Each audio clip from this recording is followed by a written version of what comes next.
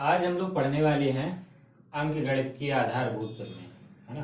Fundamental theorem of arithmetic. देखो क्या है इसमें, है कि प्रत्येक भाज्य संख्या को अभाज्य संख्याओं के गुणनफल के रूप में व्यक्त किया जा सकता है तथा यह गुणनखंड अभाज्य गुणनखंडों के आने वाले क्रम के बिना अद्वितीय होता है। पढ़ ली प्रमेय क्या है, समझ में आया? कुछ कहने लगे सर कुछ नहीं आया समझ में, है ना।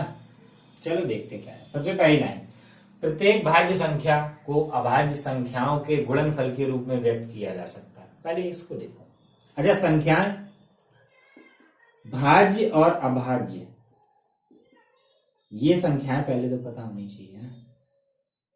और उसके लिए प्राकृत संख्याएं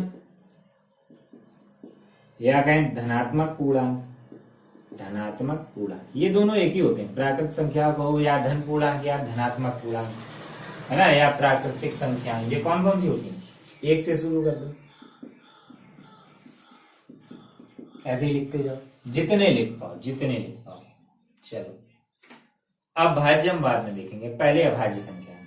अभाज्य संख्याएं कौन सी होती हैं? क्या होती परिभाषा?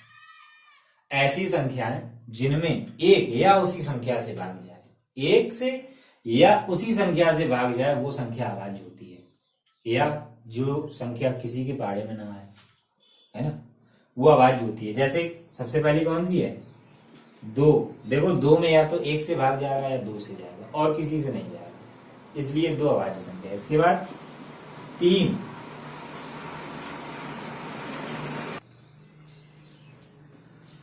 तीन के बाद पांच, सात, फिर नौ।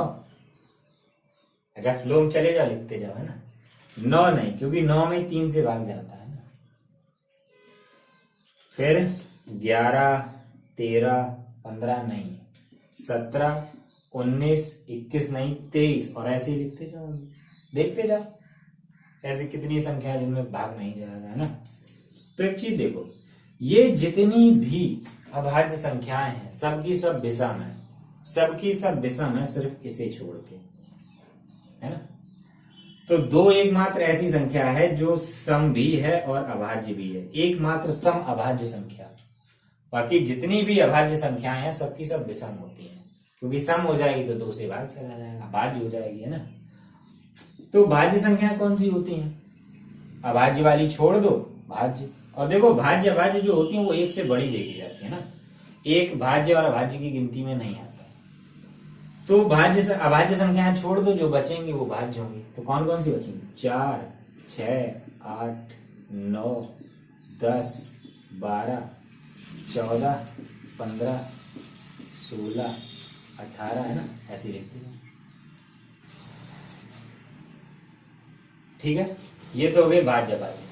अब देखते हैं इसके बारे में, है ना। जिसे पता ना हो भाज्य अभाज्य संख्या है वो ये लिख ले।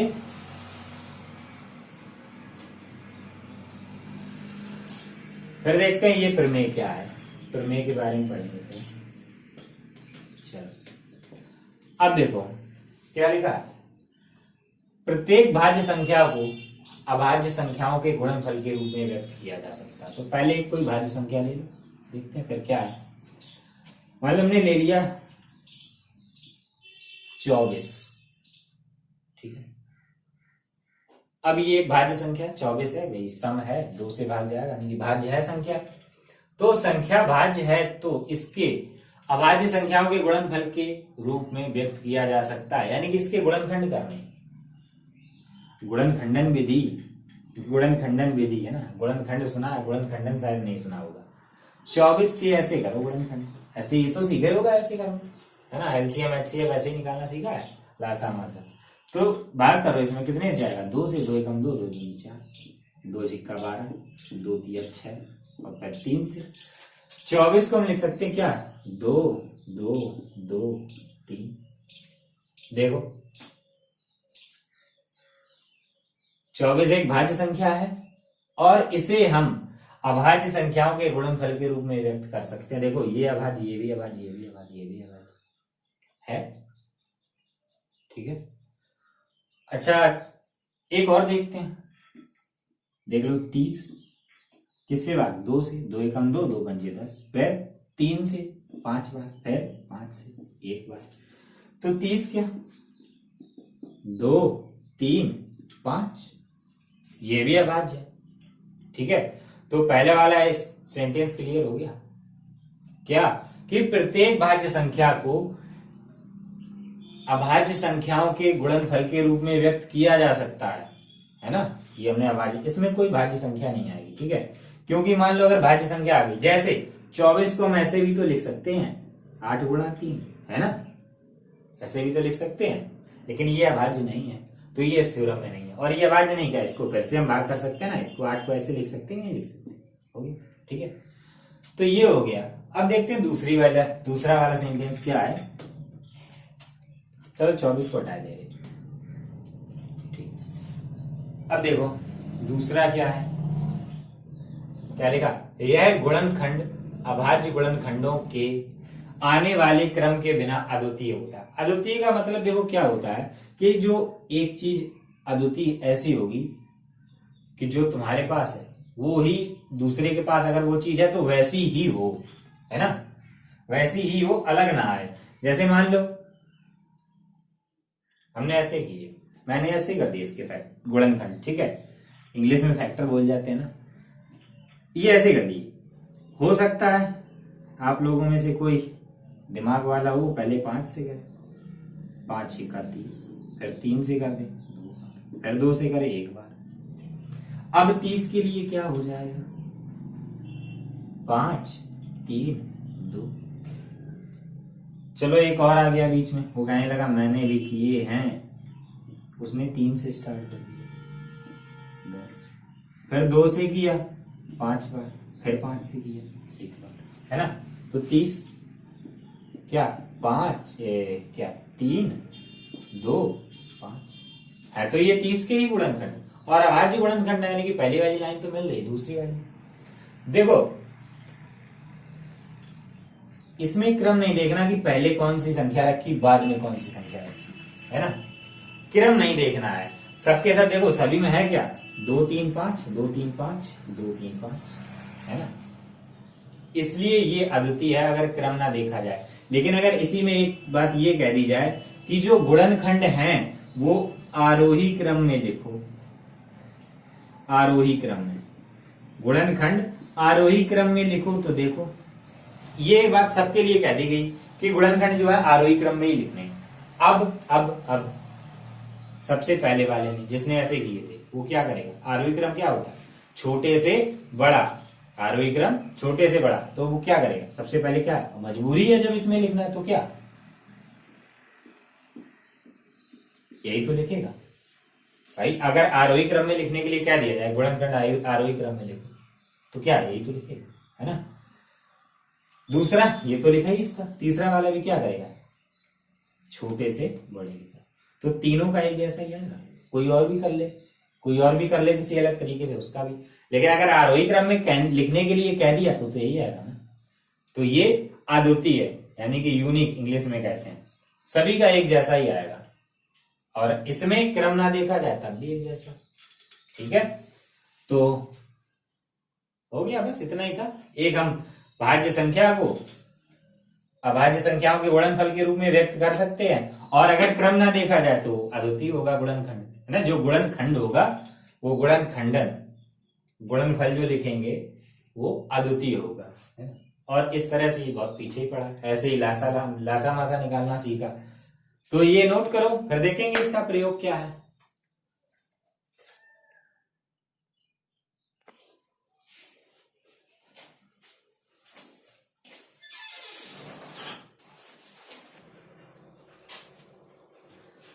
अब देखते हैं एग्जाम्पल, है ना, उदाहरण से समझेंगे कि अभी जो हमने प्रमेय पढ़ी वो क्यों पढ़ी, है ना, क्या काम है उसका। तो 5वां उदाहरण है, संख्या 4 की घात n पर विचार कीजिए जहां n एक प्राकृतिक संख्या है ना, प्राकृत वही 1 2 3 4 5, और लिखा जांच कीजिए कि n का कोई ऐसा मान है जिसके लिए 4 की घात n का अंक 0 पर समाप्त हो। देखो क्या है कि करना क्या है इसमें पहले ये समझो। जैसे हमने n का मान 1 रखा तो क्या आएगा 4, n का मान 2 रखा तो 16, n का मान अगर 3 रखें तो 64, भाई 4 जोगे 16 जोगे 64, 3 बार गुणा कराना, और अगर 4 रखें तो 256 आ जाएगा, है ना। ऐसे ही रखते जाओ, ये मान बढ़ता जाएगा। तो इसमें ये पूछा गया है कि n का कोई ऐसा मान है कि जिसमें इकाई का अंक शून्य आ जाए, आखिरी वाला शून्य पर समाप्त हो। इसका मतलब क्या, शून्य पर समाप्त होता है, अंतिम अंक क्या शून्य। ऐसा अंक इसमें n का कोई मान है जिस पर ये अंतिम अंक शून्य हो जाए, ये बताना। तो ये कैसे पता करोगे, ऐसे तो कर नहीं पाओगे, कितने मान रखोगे ऐसे, पता नहीं किसमें हो, है ना। तो देखो कैसे पता करेंगे, और उसके लिए पहले ये पता होना चाहिए कि पता करते कैसे हैं, है ना। तो देखो कैसे पता करते हैं।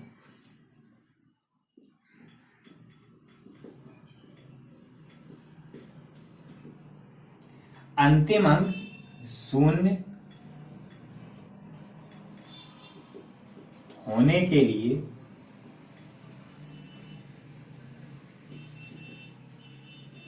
संख्या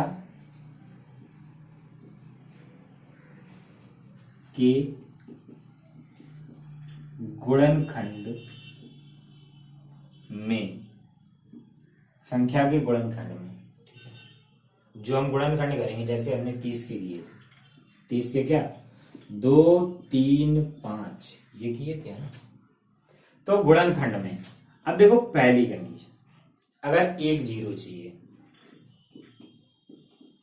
एक शून्य के लिए, एक शून्य के लिए, देखो एक शून्य के लिए क्या, अगर एक 0 चाहिए पीछे तो एक बार ये पेयर होना चाहिए, ये जोड़ा एक बार होना चाहिए। अगर एक 0 चाहिए तो देखो इसमें एक 0 है पीछे, इसको ऐसा लिख लो 3 2 5, है ना। इसमें क्रम का कोई मैटर ही नहीं है, बस ये लिखा होना चाहिए। कैसे भी लिखो, 3 बाद में लिख दो, है ना। ये एक पेयर होना चाहिए। अगर एक 0 चाहिए तो, अगर एक 0 चाहिए तो ये एक पेयर होना चाहिए। 40 को देख लो, 40 के क्या हो जाएंगे, 40 के कर लो, 2 से 20, फिर 2 से 10, फिर 2 से 5, और फिर 5 से 1, तो 40 क्या 2 2 2 5, ये एक मिला। यानी कि एक 0, अगर एक 0 है आखिरी में, अंतिम अंक 0 है, तो ये एक पेयर होगा उसमें, उसके गुणनखंड में एक ये जोड़ा आएगा, ठीक है। अगर एक 0 चाहिए। दूसरा, अगर 2 0 चाहिए तो, 2 0 चाहिए तो 2 0 के लिए क्या, ये 2 बार हो, है ना। 2 गुणा 5 2 गुणा 5, ये 2 बार होना चाहिए। 2 गुणा 5 2 गुणा 5, 2 0 चाहिए 2 बार होना चाहिए। अब देखो करके दिखा, किसमें पता करें। ये वाला अगर चाहो तो लिख लेना, है ना, एग्जाम्पल के तौर पे, या ये तो लिखना ही लिखना है। तो देखो 2 0, 100 को ही ले लो, 100, देखते हैं ऐसे, इसमें 2 0 है लास्ट में। अगर पीछे से देखें तो 2 है 0, 2 0 है। देखते हैं ये आते कि नहीं आते। 2 करो, गुणनखंड करो, 2 से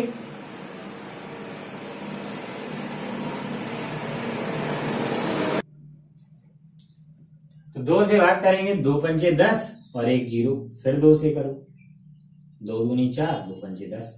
अब किससे होगा, 5 से 5 बार, और फिर 5 से 1 बार, यानी कि 100, 2 गुणा 2 गुणा 5 गुणा 5। और देखो इसको हम ऐसे लिख सकते हैं क्या, 2 बार आया नहीं आया, है ना। एक और देखें, एक और 400 को देख लो, 400 को देख लो क्या आएगा, 2 से 2 दूनी 4 2 0, फिर 2 से 2 एकम 2, फिर 2 0। अब देखो 100 के तो यही होंगे ना, तो 400 के क्या हो जाएंगे, 400 के ये 2 गुणा 2, और आगे पूरा ये 2 2 5 5। तो देखो 2 5 और 2 5 आया कि नहीं आया, है ना। 2 0 चाहिए तो 2 जोड़े होने चाहिए। अब तो पता चली गया होगा क्या, कि अगर 3 0 चाहिए, 3 0 चाहिए तो ये 3 बार होने चाहिए, है ना। 3 जीरो चाहिए तो ये 3 बार होने चाहिए गुणनखंड में, और अगर 4 चाहिए तो 4 जोड़े होने चाहिए, 5 चाहिए तो 5 जोड़े होने चाहिए। ठीक है, तो अब देखते हैं इससे ये क्वेश्चन कैसे होगा, है ना। और हमने पीछे वाली थ्योरम क्यों पढ़ी थी, अभी जो हमने प्रमेय पढ़ी वो क्यों, उसमें ये बताया गया कि अभाज्य गुणनखंड, है ना, किसी भी भाज्य संख्या को अभाज्य गुणनखंडों के रूप में व्यक्त कर सकते, ये बताया गया। और उसका प्रयोग अभी यहाँ है, देखो 4 की घात n, इसके गुणनखंड करो, गुणनखंड 2 गुणा 2 ही तो होंगे 4 के, 4 के गुणनखंड करना हो तो क्या करोगे, 2 से भाग, 2 बार, फिर 2 से 1 बार, तो 2 गुणा 2 और घात कितनी n। अब बताओ 2 है इसमें, ठीक है, क्या 5 आया, 2 है, 5 आया क्या, 5 नहीं आया, है ना, 5 नहीं आया। इसका मतलब क्या, इसका मतलब क्या, देखो इसको ऐसा लिख सकते हैं 2 की घात 2, और इसको ऐसे लिख दो, जब घात के ऊपर घात हो तो घातों का गुणा, कोष्टक लगा हो तब, तो इसमें क्या लिखेंगे,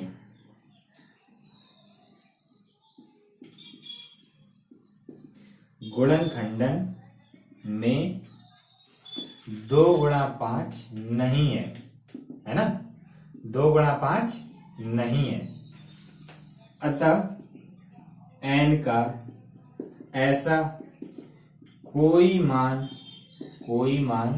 नहीं है जिसके लिए 4 की घात n का अंक 0 पर समाप्त होता है,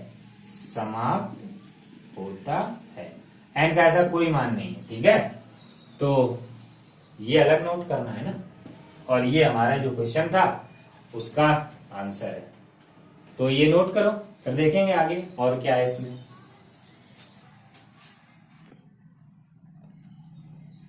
अब देखते हैं छठवां उदाहरण क्या है। इस संख्याओं 6 और 20 के अभाज्य गुणनखंडन विधि से HCF और LCM निकालने हैं। देखो अब पीछे वाली एक्सरसाइज में हमने सिर्फ मासा निकाला था, है ना, HCF, इसमें मासा भी निकालना और लासा भी निकालना दोनों। अब यूक्लिड विभाजन प्रमेय नहीं लगानी है, ना यूक्लिड एल्गोरिथम, है ना, और ना भाग विधि लगानी है। इसमें दिया गया अभाज्य गुणनखंडन विधि से, तो करो गुणनखंड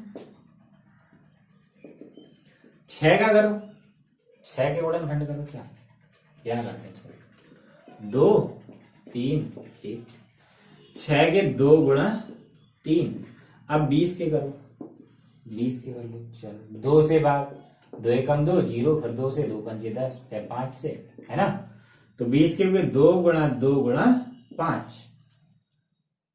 अब निकालो HCF यानी कि मासा, है ना, HCF होता मासा, हाईएस्ट कॉमन फैक्टर, और LCM होता लोएस्ट कॉमन मल्टीपल यानी कि लासा। तो निकालो HCF। अब HCF गुणनखंड विधि से क्या होता है, देखो जो दोनों में कॉमन हो या 2 से ज्यादा संख्याएं हो, है ना, जो कॉमन हो वही लिखना, और कॉमन इसमें क्या 2, बस निकला है। ठीक है, निकला है। अब निकालो LCM। तो LCM देखो, LCM में क्या होता है, जो कॉमन है वो तो एक ही बार लिखना, जो रह गया वो भी लिखो। ये 2 तो लिख गया दोनों का, अब क्या 3, और ये दोनों बचे 2 5, गुणा करा दो, 3 दूनी 6 दूनी 12 पंचे 60। ये LCM निकला, ये HCF निकला। चलो ठीक है, ये एग्जाम्पल बहुत ही इजी था, लेकिन इसको बताने के पीछे एक रीजन था। देखो क्या है वो देखते हैं। एक फॉर्मूला है,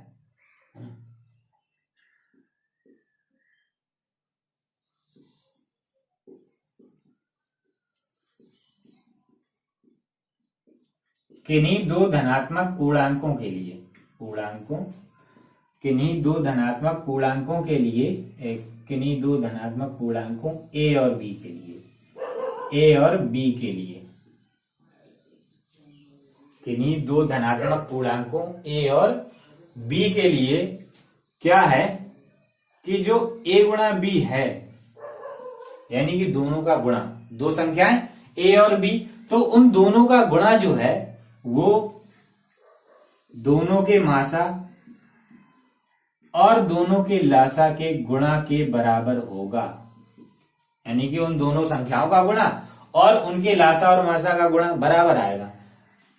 ये तो था जैसे बुक में दिया गया है ना, और पहले जैसे पढ़ाया जाता था वो ये था, ए गुणा बी बराबर लासा गुणा मासा, है ना, या मासा गुणा लासा लिख दो, कोई फर्क नहीं पड़ता, जो भी पहले लिखना चाहो लिख दो। ये दो संख्याओं के लिए है ना, और ये सिर्फ दो संख्याओं के लिए है, तीन के बारे में ऐसा नहीं सोचना, तीन में नहीं होता, तीन के लिए ये समझो कुछ है ही नहीं, होता तो है लेकिन तुम लोग यही समझो कि तीन के लिए कुछ है ही नहीं, ठीक है।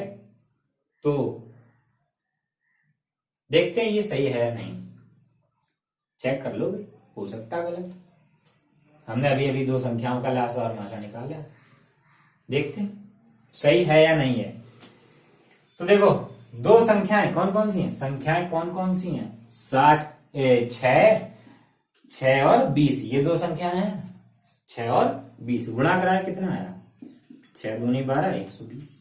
लासा देखो कितना, लासा कितना 60 है ना, लासा है 60, गुणा मासा कितना है 2, तो ये कितना है 120, है ना, दोनों बराबर आए, यानी कि ये जो हमने लिखा वो सही है। तो ये एक फॉर्मूला ही है, इसको याद रखना है ना। तो दो संख्याओं का गुणा उनके मासा और लासा के गुणा के बराबर होता है, ठीक है। तो ये नोट करो, पर देखते हैं आगे क्या इसमें होगा।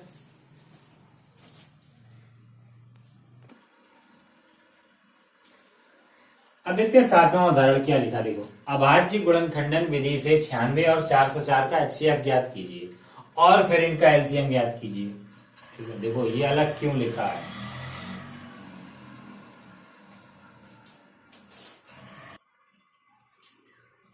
तो करेंगे अभाज्य गुणनखंड करो 96 के, 96 के करो, किससे भाग, 2 से, 2 चौके 8 बचा 1, ये तो आते ही होगा, 2 अट्ठे 16, फिर 2 से कर दो, 2 दूनी 4, 2 चौके 8, फिर 2 से 1 2, फिर 2 से 6, फिर 2 से 3 और फिर 3 से 1, यानी कि हम 96 को क्या लिखेंगे, कितनी बार है 2, 1 2 3 4 5, 5 बार, तो 2 गुणा 2 गुणा 2 गुणा 2 गुणा 2, 5 बार हो गया, गुणा 3।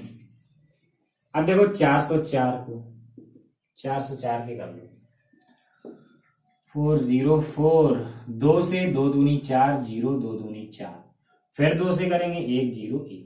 अब देखो 101 किसके बारे में आएगा, अगर पहाड़े याद हैं ठीक से तो पता होगा कि 101 किसी के बारे में नहीं आता है ना। तो 404 के हो गए 2 गुणा 2 गुणा 101, ठीक। अब निकालो, पहले HCF निकालने को कहा गया तो पहले HCF निकालो। HCF क्या, जो कॉमन मिल जाए, कॉमन क्या 2 गुणा 2, यानी कि HCF निकल आया क्या 4, HCF निकल आया 4। अब हमें क्या निकालना, LCM, और गुणनखंडन विधि से नहीं निकालना है, इसमें नहीं लिखा, पीछे वाले क्वेश्चन में दोनों ही लिखे थे एक साथ कि गुणनखंडन विधि से HCF और LCM ज्ञात कीजिए, इसमें लिखा पहले HCF ज्ञात करो और फिर LCM ज्ञात करो। अब कैसे करें LCM ज्ञात, इसके लिए पीछे वाला फॉर्मूला अप्लाई करो, क्या HCF इंटू LCM, देखो ये लासा मासा आगे पीछे होते रहेगा ना, बराबर A इंटू बी, या A इंटू बी पहले कर लो, क्या फर्क पड़ता है ना। तो हमें पता है क्या HCF कितना 4, LCM A कितना 96 और B 404, ये इधर गुणा में उधर जाएगा भाग में, बटे 4, और इससे भाग चला गया, 4 एकम 4, 101 बार, तो 96 गुणा 101 कितना हो जाएगा, 96 गुणा 101, वही 96 एकम 96, हासिल 9, जीरो में कराओ तो जीरो जीरो और हासिल 9 9 और 96 एकम 96, ये निकल आया। ये HCF, ये LCM आंसर। ठीक है, तो ये नोट करो। फिर देखते हैं एक और एग्जांपल है लास्ट।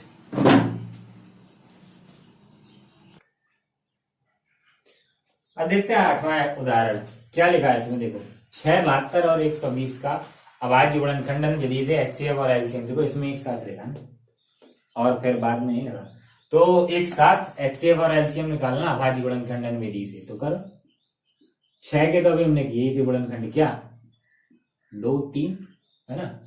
चलो भाई करो 72 के कर लो, 72 के। चलो उधर जगह खाली रखते हैं, कुछ और भी सीखना है इसमें, क्योंकि हर उदाहरण में कुछ ना कुछ सीखने को मिला है। तो 72 के करेंगे 2 से, 2 तिया 6, 2 छिक्का 12, फिर 2 से 18, और फिर 2 से 9, और फिर 3 से, और फिर 3 से। तो 72 2 गुणा 2 गुणा 2 गुणा 3 गुणा 3। ठीक है, ये लाइन का ये हो गए 72 के। चलो अब क्या रह गया 120, 120 के कर लो।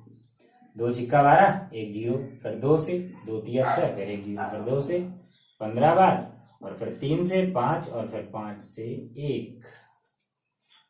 तो 120 के हुए 2 गुणा 2 गुणा 2 गुणा 3 गुणा 5। ठीक है, ये लाइन है। ठीक है, थोड़ा सा खींचा।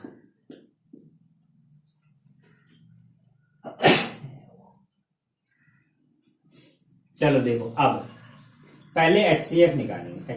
HCF में क्या जो कॉमन मिलना है ना, एक तो ये 2 कॉमन है, ये 2 कॉमन है तो 2, और देखो क्या, और जो तीनों में लिखा हो 3, एक बार 2 लिखा और एक बार 3 लिखा, तो ये कितना आ गया HCF 6। ठीक है,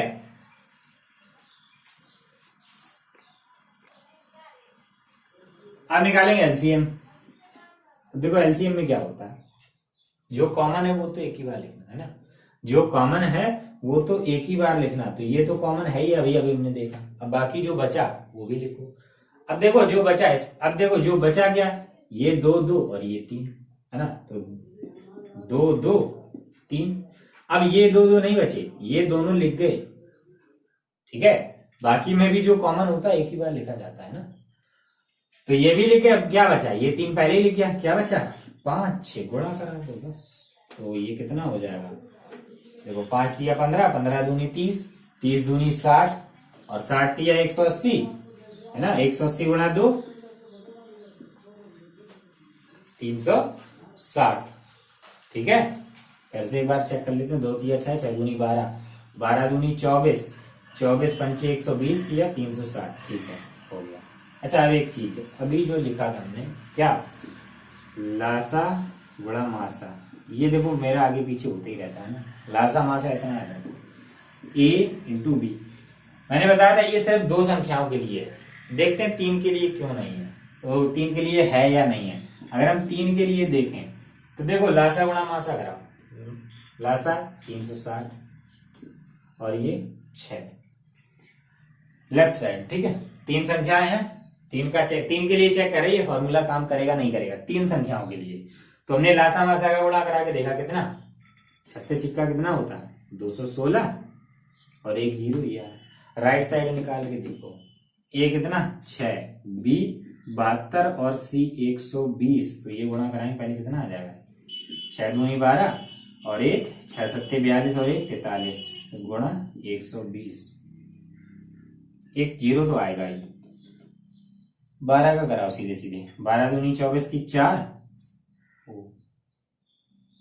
12 दिया 36 और 2, आई देखो 12 दूनी 24 हासिल 2, 12 दिया 36 और 2 38 की 8, और 12 चौके 48 और 4 हासिल 3 हासिल थी, 38 हुआ 3 हासिल, 12 चौके 48 और 3 51। क्या ये दोनों बराबर है, ये 51 है, क्या ये दोनों बराबर है, नहीं है ना, इसलिए 3 के लिए ये काम नहीं करता। 3 के लिए कुछ और होता है, देखो क्या होता है 3 संख्याओं के लिए, मतलब वो आपके काम का नहीं है क्योंकि इतना बड़ा ही होता है, फिर भी बता दे रहे।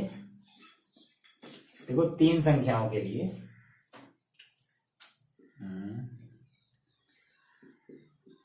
3 धनात्मक पूर्णांकों ए बी सी के लिए, देखो ए बी सी के लिए क्या होता है कि अगर हम एलसीएम लिखें तीनों का, तो ये तीनों संख्याओं का गुणा है ना, गुणा फिर तीनों का मासा, इधर तीनों का गुणा और इसी के गुणा में तीनों का मासा लिखो और बटे में 2 का मासा ए बी का गुणा बीसी का गुणा एसी का, ये इतना बड़ा होता है। ठीक है, 3 संख्याओं के लिए। और ऐसे ही अगर HCF चाहिए तीनों का, HCF ए बी सी, तो देखो यहां एलसीएम था तो इधर हर जगह HCF, इधर HCF हो गया तो राइट साइड में बाकी जैसा लिखा पूरा वैसे ही लिख दो, बस एलसीएम कर देना सब जगह। तो A into B into C into LCM of A B C upon LCM of A B into LCM of B C into LCM of A C. ठीक है, ये होता है 3 संख्याओं के लिए लासा मासा और संख्याओं में संबंध। ठीक है, तो ये आप लोग नोट करो, फिर देखते हैं एक्सरसाइज क्या है।